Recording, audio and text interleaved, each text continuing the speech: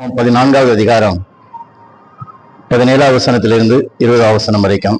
என்னாகமம் 14வது அதிகாரம் 17 முதல் 20 வரைக்கும்.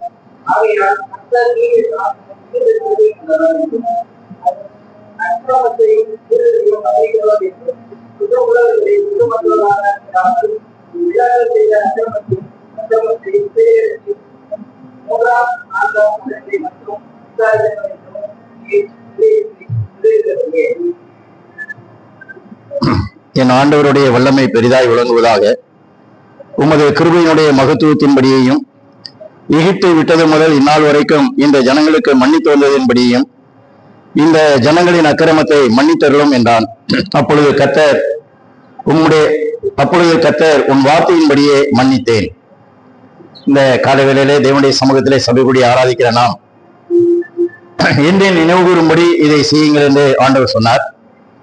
எனவே நாம் ஆண்டவர் எப்படிப்பட்டவர், அவர் நமக்காக என்ன செய்தார் என்பதை நம்முடைய வாழ்க்கையிலே மறுபடியும் ஒரு முறை நினைவு கூர்ந்து அவர் நமக்கு ஆசீர்வதித்து கொடுத்த இந்த பந்தியிலே பங்கெடுக்கிற இந்த வேலையிலும் கூட நாம் வாசிக்க கேட்ட இந்த வேத பகுதியில 17வது வசனத்திலே தேவன் எப்படிப்பட்டவர், அவர் நமக்காக என்ன செய்தார் என்பதை இந்த தேவனுடைய வாக்கியம் நமக்கு நினைவுபடுத்தக்கூடியதாக இருக்கிறது.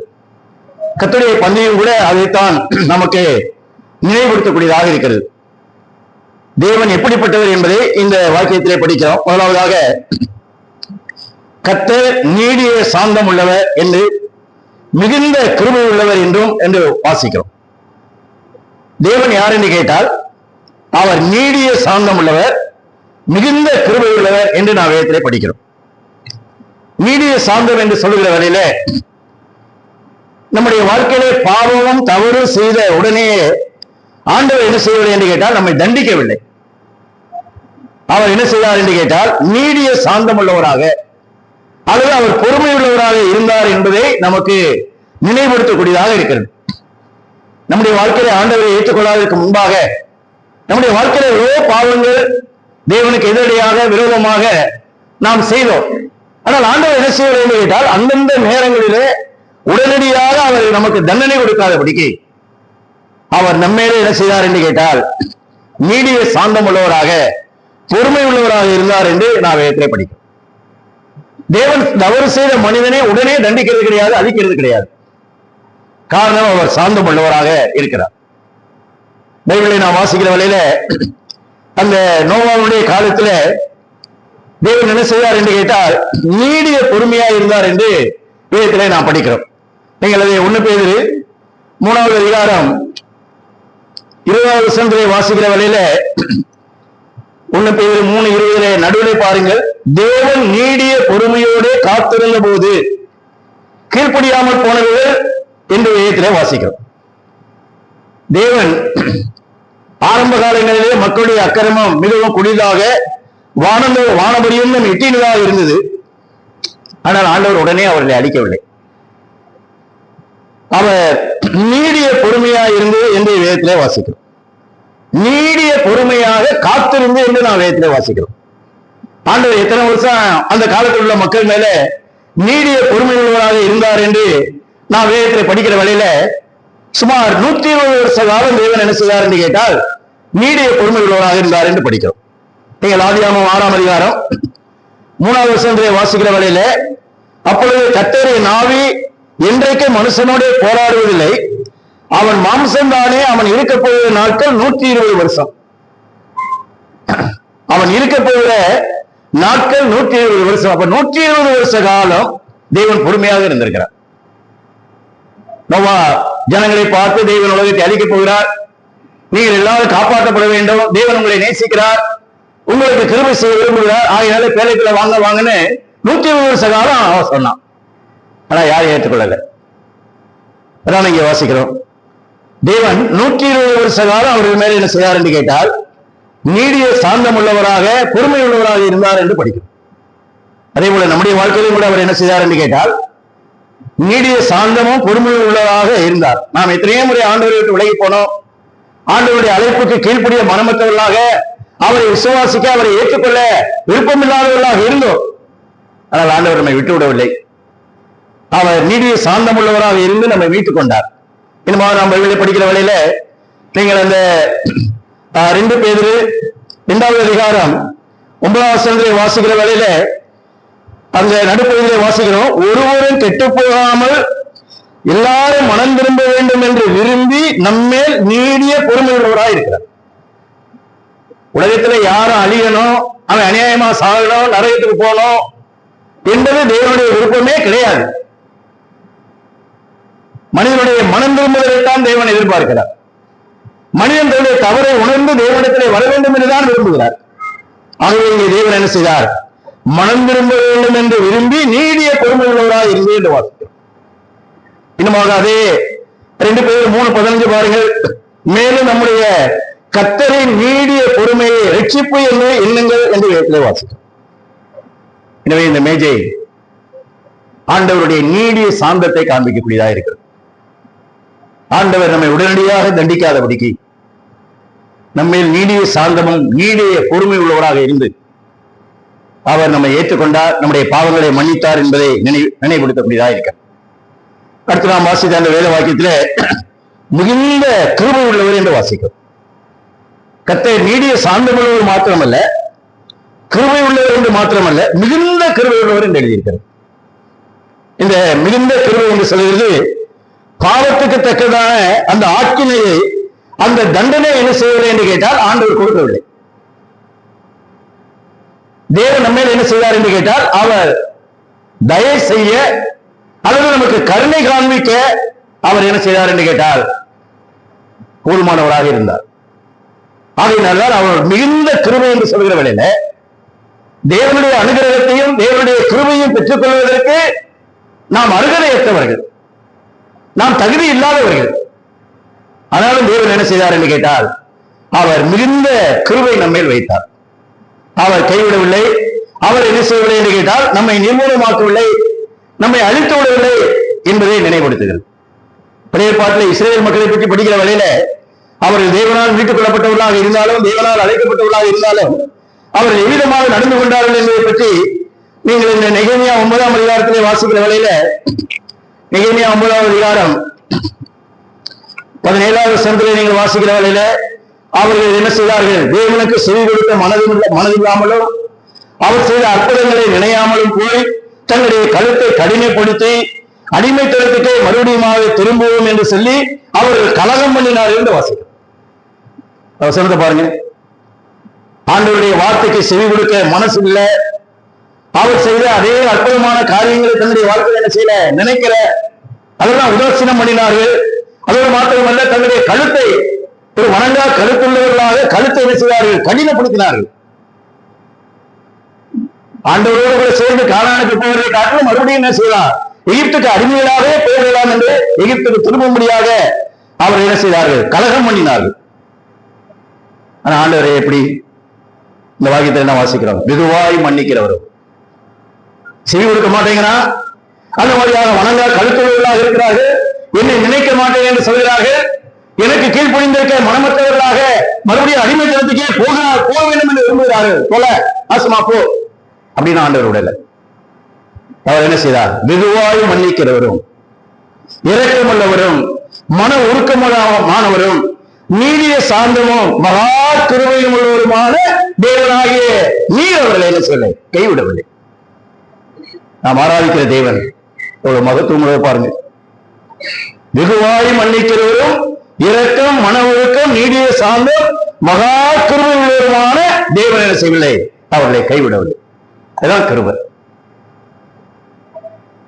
நம்ம நல்லவர் என்பதனால் அல்ல, அல்லது நம்ம 100% ஆண்டவர் எதிர்பார்க்கிற மாதிரி ஜீவிக்கிறோம் என்பதனால் அல்ல, தேவனுடைய அந்த மிகுந்த கிருபையினாலே நாம் என்ன செய்யப்பட்டிருக்கிறோம்? அந்த மாதிரியாக ரட்சிக்கப்பட்டிருக்கிறோம்.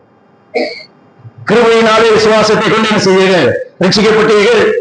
இது உங்களால் உண்டானதல்ல, இது தேவனுடைய ஈவு என்றெல்லாம் அங்கே தேவனுடைய வசனத்திலே நாம் படிக்கிறோம். அவருடைய கிருபையின் ஐஸ்வர்யத்தின்படியே என்றெல்லாம் நாம் படிக்கிறோம். எனவே இந்த கர்த்தருடைய மேஜை, ஆண்டவரே நீர் என்மேல் எப்படி இருந்தேன்? நீடிய சாந்தம் உள்ளவராக இருந்தேன். நான் பாவம் செய்த வேலையில, அநீதி செய்த வேலையில, அதே போல நீர் என்மேல் என்ன செய்தீர்? மிகுந்த கிருபை உள்ளவராக நீர் இருந்தீர். எனவே கிருபையினாலே ரட்சிக்கப்பட்டேன், கிருபையினாலே இன்னைக்கு ஜீவிக்கிறேன். இன்னைக்கு தேவனுடைய கிருபையினாலே தேவ சன்னதியிலே வந்து என்ன செய்கிறேன்? தேவனை ஆராதிக்கிறேன். இது என்னுடைய பக்தி கெடுத்த ஆசாரங்கள் அல்ல, இந்த நற்கிரிகள் அல்ல, தேவனுடைய சுத்தமான கிருபை. எனவே அவருடைய மிகுந்த கிருபை, அவருடைய அன்பு என்று நாம் பார்க்கிறோம். அடுத்த மூன்றாவதாக நாம் அந்த வேத பகுதியிலே வாசித்தோம். அந்த 14-17 அக்கிரமத்தையும் மீறுதலையும் என்ன செய்கிறவர்? மன்னிக்கிறவர். நாம் செய்த அக்கிரமத்திற்கு சரிக்கு சரி கட்டாதபடிக்கு நம்முடைய அக்கிரமத்திற்கு தக்க தண்டனையை அவர் நமக்கு கொடுக்கவில்லை. நாம் மீறுதல் என்று சொல்லுகிறவர்களே தேவனுடைய பிரமாணத்தை, தேவனுடைய வார்த்தைகளை என்ன செய்தோம்? அந்த மாதிரியாக மீறி நடந்தோம். ஆனால் ஆண்டவர் என்ன செய்தார் என்று கேட்டால், அக்கிரமத்தையும் மீறுதலையும் பாவத்தையும் அவர் எப்படிப்பட்டவர்? மன்னிக்கிறவர். எனவே தேவன் இன்றைக்கு என்ன செய்தார்? பாவம் தேவனுக்கு விரோதமானது. தேவனுக்கு விரோதமான பாவத்தை மனிதன் யாரும் செய்ய முடியாது, மன்னிக்க முடியாது. எனவே தேவன் தான் என்ன செய்ய வேண்டும்? பாவத்தை மன்னிக்க வேண்டும். எனவே இந்த மேஜையைத்தான் நமக்கு நினைவுபடுத்துகிறது. நாம் மற்றவர்களை காட்டிலும் நல்லவர்கள் என்பதனால அல்ல, இன்றைக்கு தேவனுடைய கிருபையினாலே, அவருடைய நீதிய சாந்தத்தினாலே, அவருடைய கல்வாரி சிலுவை மரணத்தினாலே என்ன செய்திருக்கிறோம் என்று கேட்டால், இன்றைக்கு கர்த்தர் நம்முடைய பாவத்தை மன்னித்திருக்கிறார். அதைத்தான் இந்த மேஜை நமக்கு நினைவுபடுத்துகிறது. எபேசியர் 1:7 நாம் வாசிக்கிற வேளையில, அவருடைய கிருபையின் ஐஸ்வர்யத்தின்படியே இவருடைய இரத்தத்தினாலே பாவ மன்னிப்பாகிய மீட்பு என்ன செய்யறது நமக்கு உண்டாயிருக்கிறது. அவருடைய கிருபையின் ஐஸ்வர்யத்தின்படியே இவருடைய இரத்தத்தினாலே பாவ மன்னிப்பாகிய மீட்பு. அப்ப ஆண்டவர் யார்? அவர் மன்னிக்கிறவர். அவர் நீடிய சாந்தம் உள்ளவர், அவர் மிகுந்த கிருபை உள்ளவர், அவர் மன்னிக்கிறவர். அவர் எப்படி மன்னிக்கிறவர்? நம்ம வாசித்த அந்த நெகேமியா 9:7 அந்த வாக்கியத்தில் என்ன படிக்கிறோம் என்று கேட்டால், வெகுவாய் மன்னிக்கிறவர். வெகுவாய் மன்னிக்கிறவர் சொன்னா எவ்வளவு சீக்கிரம் மன்னிக்க முடியுமோ அவ்வளவு சீக்கிரமா மன்னிக்கிறார். ஆண்டவர் மன்னிப்பு கொடுக்கிறது அவர் என்ன செய்யல, தாமதம் செய்யறதில்லை. ஒரு பாவி உணர்ந்து வருகிற வேளையில ஆண்டவர் ஏற்றுக்கொண்டு அந்த நிமிஷத்திலே அவருடைய பாவத்தை என்ன செய்கிறார் என்றால் அவர் மன்னிக்கிறார். இயேசு கிறிஸ்து சிலுவையிலே தொங்குகிற வேளையில அவர் சிலுவையிலே சொன்ன முதல் வார்த்தை லூக்கா 23:34 வாசிக்கிறோம். பிதாவே இவர்களுக்கு மன்னியும், தாங்கள் செய்கிறது இன்னவர்கள் அறியாமல் இருக்கிறார்கள் என்று சொல்கிறார். ஆண்டவர் பாருங்க அந்த வசனத்துல பிதாவே இவர்களுக்கு மன்னியும், முதலாவது மன்னிப்பு கேட்டுட்டு பின்னால் என்ன செய்யறாருன்னு கேட்டீங்கன்னா காரணத்தை சொல்கிறார். என்ன காரணம்? இவங்க அறியாமல் செய்கிறார்கள், ஆகையினாலே அவர்களை மன்னியும். முதல்ல காரணத்தை சொல்லி பின்னால மன்னிப்பு கேட்டிருந்தா அதுக்குள்ள அவங்களுக்கு என்ன செஞ்சிடலாம், தண்டனை வந்துடக்கூடாதுங்கிறதுக்காக ஆண்டவர் முதலாவது அவர்களை மன்னிக்கணும்னு கேட்டுட்டு பின்னால் என்ன செய்கிறார்? அதனுடைய காரணத்தை சொல்கிறார். அதனால ஆண்டவர் எவ்வளவு சீக்கிரமாக மன்னிக்க முடியுமோ, எவ்வளவு விரைவாக மன்னிக்க முடியுமோ அந்த அளவுக்கு அவர் மன்னிக்கிறார். அதனாலே பாவ மன்னிப்பு ஆண்டவராக இயேசு கிறிஸ்துவுடைய சிலுவை மரணத்தினாலே இன்றைக்கு நமக்கு கிடைத்திருக்கிறது. அவர் நம்முடைய பாவ மன்னிப்புக்காக, நம்முடைய பாவ நிவர்த்திக்காக, நம்முடைய பாவ விமோசனத்துக்காக கல்வாரி சிலுவையில தன்னுடைய குற்றமில்லாத மாசற்ற அந்த வெளியேற்ற ரத்தத்தை நமக்காக சிந்தினார். தேவகுமாராக இயேசு கிறிஸ்துவுடைய ரத்தம் நம்முடைய சகல பாவங்களை நீக்கி இன்றைக்கு நம்ம என்ன செய்திருக்கிறது? சுத்திகரித்திருக்கிறது. அதைத்தான் இந்த மேஜையை நினைவுபடுத்துகிறது. பாவத்தினாலே தேவனுக்கு தூரமாயிருந்த நாம் இன்னைக்கு கிறிஸ்துவுடைய சிலுவை பலியினாலே அவருடைய இரத்தத்தினாலே பாவம் மன்னிக்கப்பட்டவர்களாக, அந்த பாவம் மன்னிக்கப்பட்ட நிச்சயத்தோடு கூட தைரியமாக வேறு சமூகத்தில் வந்து அவரை ஆராதிக்கக்கூடிய சாக்கியம் அவருடைய பலியின் மூலமாக கிடைத்தது என்பதை மேஜையை நினைவுபடுத்துகிறது. எனவே ஆண்டவர் நம்முடைய அக்கிரமத்தையும் மீறுதலையும் மன்னித்தவர். கர்த்தர் நம்மேல் நீடிய சாந்தமாக இருந்தவர். கர்த்தர் நம்மேல் மிகுந்த கிருபை உள்ளவர் என்று வாசிக்கிறோம். அடுத்த இந்த வாக்கியத்திலே நாம் என்ன படித்தோம்? அந்த 14வது வசனத்துல குற்றம் உள்ளவர்களை குற்றமற்றவர்களாக விடாமல் என்று நான் வாசிக்கிறோம். குற்றம் செய்த மனிதனை ஆண்டவர் கிருபையாக அல்லது அவர் சும்மா மன்னித்து விட்டால் அது அநீதியாகி மாறிவிடும்.